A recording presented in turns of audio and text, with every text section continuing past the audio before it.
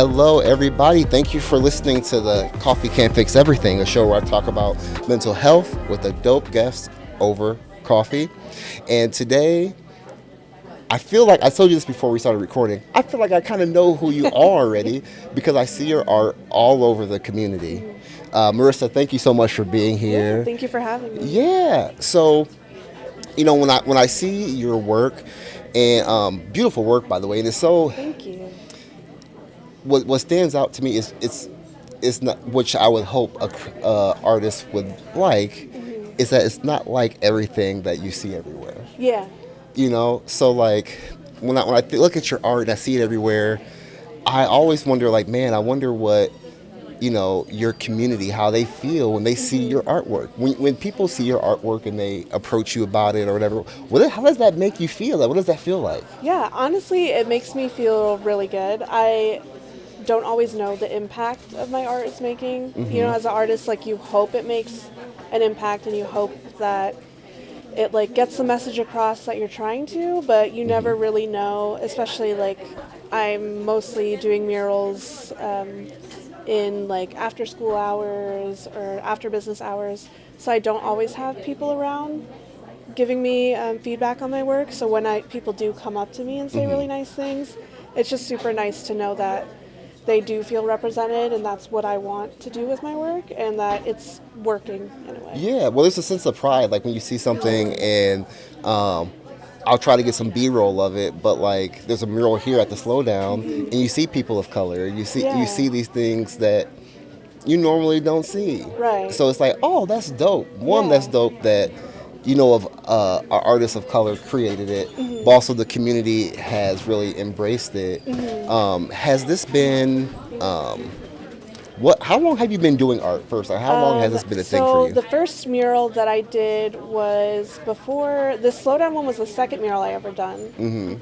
But I did one for Conmigo. It's like a Spanish English bilingual early education center. Yeah. And that was in, I believe, like July 2020. So I'm coming up on this coming year, 2025, will be 5 years. So that will Wow. be awesome. Very cool. Has this been, so I'm sure you've been an artist your whole life. Like, this has been something that's been you. Yeah. How's this outlet been for you to be able to create, something that goes from your head to on a wall or on a canvas or whatever that looks like? Honestly, it's really nice. Like you're talking about community a lot, and that's one of my biggest drivers for the content of my work.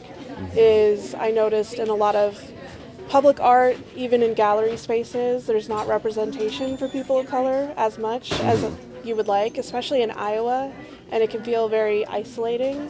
So that's what I wanted to try to do with my art, is like give younger generations hope, give older generations maybe like the representation that they'd never seen before. And then just kind of like my younger self, what would I like to see when I was growing up? And that's kind of like the driving force for when I'm creating murals, like what would be cool? What would like affirm me if I saw it when I was growing up? Yo, that's so real. And that's when I feel like I just started, I just started therapy. I've done like 5 sessions, right? And what I'm learning through just this journey that I'm going through is that all of the maybe insecurities and anxieties that I've had or have, like, it's just like this younger me trying to get things out. Right. And I really appreciate that more now than ever, because a lot of the things that I do is like, you know what, I was always trying to copy what someone else was doing because they're doing something cool. But what do I want to see that I feel like the people that that if I were younger and I would want to see that, like, so like in 2025, I feel like podcasting is kind of like my art, right? Like, Right. don't ask me to draw anything. Yeah. But if you want me to get a camera and do I could do some of that like Exactly. nothing. Yeah. But like, what would I want to see? What kind of information would I want in any stage of my younger years? And I feel like the more we embrace that, just the happier that we are. Right. Or at least me anyway. Yeah. When Walk me through your process. Like, is there a process that you have when you're trying to get something out of your head? Like, you just have this, whether it's a project that someone's paying you for or just something of your own, like, I just got to get this out of my head. Like, what does that feel like, and what's that process for you? Yeah, so usually I'm working with schools or small businesses. That's my dad. I'm working with schools or small businesses usually, and I like to meet with them and see what their vision is for their mural. I don't do a lot of studio work, so usually it's not like just me, myself, on my own. But usually we collaborate and think about how we can bring representation to the students, how they can feel involved and feel like they have a voice. So often I do collaborative things where I go and speak to students, I tell them about my artwork and why I do faceless portraits, which is for representation. And then they come up with drawings and sketches and things like that, and then I'll take their sketches and incorporate it into the mural. Sometimes we'll have the students like help paint too, which is always really fun because they're always super into it. But it's really nice working with them because it reminds me how cool it is to be doing what I'm doing, because it's easy to get in my head and think that I'm not doing enough or that my art isn't as good as I think it is. But working with the students, it's just like, it's just really nice to see their points of view and everything. It's something about working with kids that they just make things just so simple. Right. Because the older you get, we just start to complicate everything. Like when you said, is my art good enough? You start that self-talk, that negative self-talk just kind of is there. And everybody goes through it, right? Like it's one of those things, but in the moment you just feel like it's just you. But kids can make things just so simple. Right. It's like, oh, okay, we are doing something. What is that like when you're working with kids? Have you ever seen like a kid and you're like, okay, they got it, or like when it clicks for somebody? What is that like for you? Honestly, it's just nice to know that art is being valued at like every generation, and that hopefully I'm inspiring, me or other artists are inspiring these young kids to do this as a career. So like sometimes they'll help paint, and just watching them, you can tell like who's like really into it and taking their time. And I feel like that's really special, especially like at a young age when it's like you have a shorter attention span. It's nice to see them be able to slow down. And then sometimes looking through their drawings, it's just nice to see all their ideas and creativity. And then sometimes you'll see like really good ones, and then I don't think the kid even realizes how good their drawing is. So that's kind of exciting to see, like just how many different creative minds are. Yeah. What type of stories do you like to tell through your art? Mostly ones of representation. Like as I mentioned, living in Iowa, being a person of color, it can feel very isolating. And oftentimes I would get advice like, you got to move out of Iowa, you got to move to a bigger city to get like anywhere in your career. Right. But I don't think that's fair to the people of color who can't leave, who don't have the means to leave. That's real. And then younger children who obviously have no say in where they live as well. So I feel like it's better to stay here and try to make that difference if I can. And so I like to tell those stories of representation, and oftentimes like it's when you see artwork or public art made by white people, they have diversity in there, but it seems like they kind of felt like they had to, or it was like an afterthought. So that's why I like to do what I do, because I really try to make sure to pay attention to like different, like a wide variety of different skin tones, different hairstyles, anything that's like culturally significant. Right. I like to do different body types as well, because I feel like that's not represented a lot in art. Real. It's always like thin, young people in their 20s or something. But I like to do like all different ages, all different body types, things like that, in hopes that like someone who maybe feels like they don't belong sees it and feels like affirmed. Yeah, well, it's genuine, and I truly believe that you can. It's something about when you see the art and you see who it came from. Like it has a different feeling to it. It's like, oh, this feels like this was meant to be like this, not that it was forced to be like this because of where it is. And that's what I really enjoy about just art in general, Right. and getting to know the artists and like who they are and their background, because it does give a different feeling to the art. So thinking more about kind of like expression and like things of that nature, when you're trying to art is like a career and a profession for you, but for some people who are artists, it's kind of their outlet as well. Do you feel, is there a balance that you have there? Is it, how is that going from kind of an expression and kind of getting something out to like, oh, now this is also what I do for a living? Is there a balance that you have with that? Yeah. So I feel like it can be hard when you're doing like commission work a lot. So like I basically live off commission work, so it's not like I'm doing completely what I want to do in my studio type of thing. But I feel like there is a nice balance too, where whoever I work with, I feel like has an understanding of who I am and what kind of messages that I want to get across. And more often than not, they're usually like really willing to work with me on things.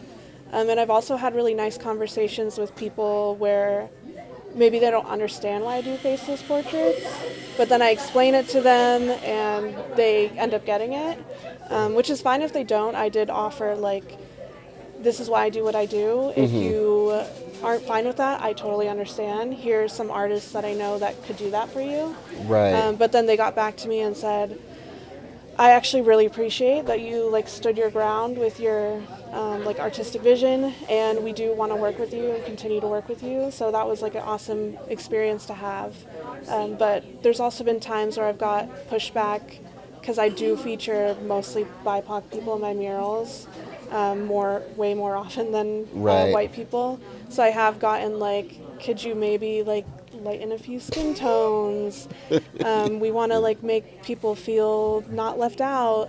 But then to that, I always say like, they have everything else. They have all of the media, all the representation they could want. So that's why I'm choosing to not go with your request to lighten skin tones, because they have it. They have it everywhere. Right. But a lot of people don't. So that's why I'm trying to provide that. Yeah, I love that. Can you talk a little? I love the idea of your faceless portraits, and you said that there are some people that don't get it. Tell me, why is that? Tell me more about the faceless portraits and why. You kind of mentioned it earlier. Yeah. But can you go a little bit more in detail on that? Yeah, so it kind of came upon it by accident. So in college, I'm really drawn to portraiture. And I was doing a portrait of a person that I found just picture on the internet. But again, I was like, I feel like there's not enough representation, so I'm just gonna like use this portrait as a reference, but turn it into like a person of color. And my art teacher was like, who is that? Do you know who that person is? I was like, no, not really. And then she was saying, well, maybe you can like take pictures of people you know and paint those people instead. But then I was realizing we were having this conversation that to me it doesn't really matter who it is as long as it hits that mark for representation. And I feel like when I do the faceless portraits, it just casts a wider net, because it could be way more people can resonate with it versus if it had facial features. To me, I'm like, that's supposed to be somebody and that's not me. Yeah. Or you could get hung up like, well, those eyes, that nose, the mouth is different than mine, versus when you just Right. have a skin tone. You could even have like people of different races that identify with the same person on the mural, which is really cool.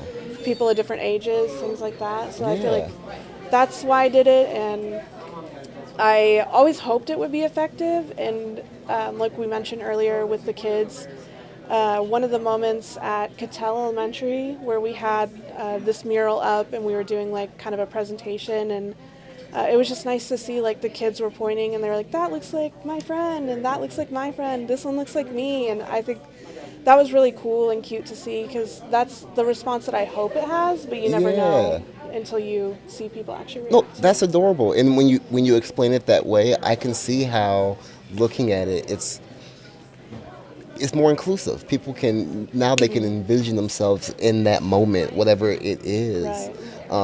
No, I love that. I love that. So for anybody, that's out there, I feel like and I'm not in the space, so correct me if I'm wrong, but I feel like getting into the space and utilizing your creativity, it can be hard. Especially in Iowa where the art community is decent sized, but I feel like everybody knows everybody. Like this, Right. it's a tight knit group. What would your advice be for somebody that wants to just express themselves and get their work out there? Yeah, I would agree with you. It's definitely hard. I often feel like I just got lucky to be like found in this like art world in Des Moines. But I would say just put yourself out there. I found social media is really helpful for it. But then again, sometimes it's hard to find people on social media if you don't even know what you're looking for. So I guess like try to be engaged with your community, maybe like reach out to local businesses, small businesses. There are a lot of like mutual aid groups in the area. Like see if there's any kind of like artistic events that you could go to, because a lot of you'll be surprised how many like art forward events there are. Like Slow Down here, they do pop-ups and Yeah. stuff. They're actually really good with reaching out to like new artists and things and supporting them. But I would say like just try to find your community, especially if you're like a young BIPOC artist. Yeah. I feel like once you find like one of us in this community, don't be afraid to reach out. And I feel like that network will automatically kind of happen. Since there are a lot of us, but compared to the white artists, maybe not as much. But I feel like that makes us extra supportive of each other. I feel like I know most of the BIPOC artists in Des Moines and a lot around Iowa. And it's just like, we just want each other to succeed. So I've Word. often had like, I can't take this job. Do you want this job? And vice versa. Like everyone just trying to be helpful of each other and just things like that. Especially like pricing too. Like my friend Jill Wells, you know her. Oh, shout out to Jill. We had conversations early on about pricing, and I realized that was severely undercharging myself. So it's nice to have like those people to help you, Yeah. and yeah, just don't be afraid to reach out because you'd be surprised how much people want to help you and want to see you succeed. I know.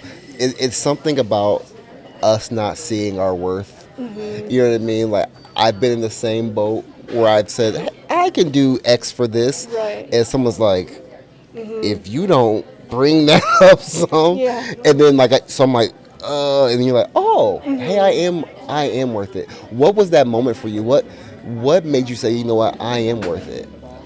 I feel like that's hard to say. Yeah, I think just maybe when the first time I really increased my prices and it was like a bigger ticket mural and they were totally fine with it, then probably then. It's like, yeah, price is going up. Right. But sometimes it like goes up and down because I'll think like, yes, I believe that I'm worth it for my prices, but then maybe some people like pass and be like, we cannot afford Right. that, and then they'll end up going with like a white artist for the same For the same type of type project. of yeah, or like sometimes I feel like and it has happened before where it's too much for them to spend on me, but if it's the white artist, they'll spend that on them, no questions asked, because I feel like sometimes I might not exude the professional artist type of image that people have. So yeah, So what is that? What is the profession? What would that even look like?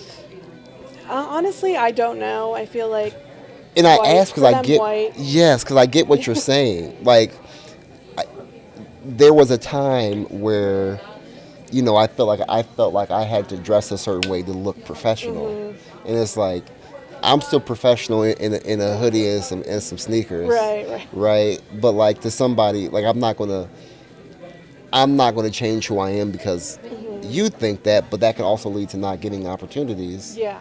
But that's just so weird to me. It's gonna be 2025 here, y'all. Right. Yeah.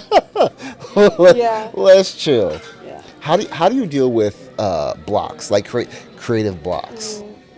Honestly, that's a great question. I don't really deal with them very well. I like it'll happen a lot. So I think I've done like maybe 20 murals, and at this point, it starts to feel like the same every time when I start out designing, because we all have the same thing in mind, like something that is representative of their diverse population, something that's like happy, has all these elements. And then I'll just get to a point where I just feel really stuck. And I don't really do anything about it. I kind of I'm a little bit avoidant of it, to be honest. And then sometimes I'll come back to it and then it'll just hit me. So I really don't really have a good way that I work through it. It just kind of, I'm stuck until I'm not, and then I can do it. Right. So. You know what's so funny about your answer is literally right before, like maybe a couple hours before I even got here, I was watching this video of talking about the creative person's process.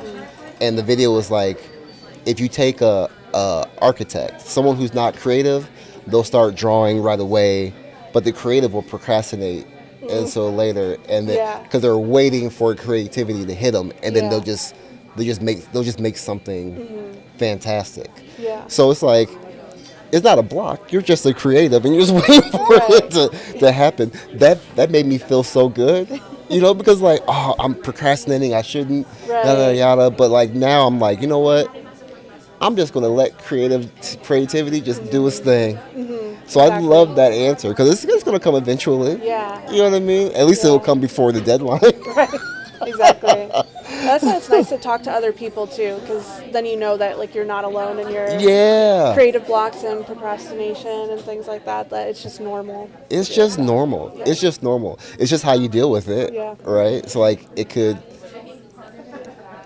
really, like for me, I can only speak for myself, but like before, it used to really, really like bother me. Like it would like, I would have this idea and like, man, I need to get this out, and I would like stress about it. But then my attitude is like, F it, I don't even care about it anymore. And a couple of days goes by, but I'm still thinking about it, kind of. I'm like, ooh, and then it'll hit me. But now I'm just like, I just know it's going to happen when it happens. Right. And I just let it happen. Yeah. And it takes a lot of stress off of me. Because I know whatever it is, it's going to be great. It's going to do what it has to do. But I'm not going to stress myself because this is just my creative process. Exactly. That's been my mindset actually because it took me a while to recognize that pattern. And I think for the last few ones, I've been like, you know what, I'm really stressed now, but it always works out in the end. So I'm just gonna sit back and it'll happen. Yes. Marissa, thank you so much for your time. So this is the opportunity that I give my guests to look in the camera and talk to whoever's listening, watching. If you had one piece of advice or kind of motivation for somebody, what would you say to them? Ooh, that's a good one. I don't know, that's kind of hard. There's so much. I'd feel like maybe like trust your instincts and trust that you know what's right for you. I feel like I get a lot of good advice and bad advice, and sometimes the good advice is great, it's just not great for me. And I feel like you know what you want and what you need. And also give yourself patience and grace to figure it out, because nobody really has the answers. But I would say, mostly trust yourself and that you know what's good for you. That's perfect. Awesome. Everybody, thank you for listening to Coffee Can't Fix Everything and watching Coffee Can't Fix Everything. Like I say all the time, I am not a therapist. Links to assistance and support will be in the description of this episode. Again, Coffee Can't Fix Everything, but we will continue to have these conversations to break the stigma of mental health in our community. I'm Corey Dion Lewis. I'll let you next time.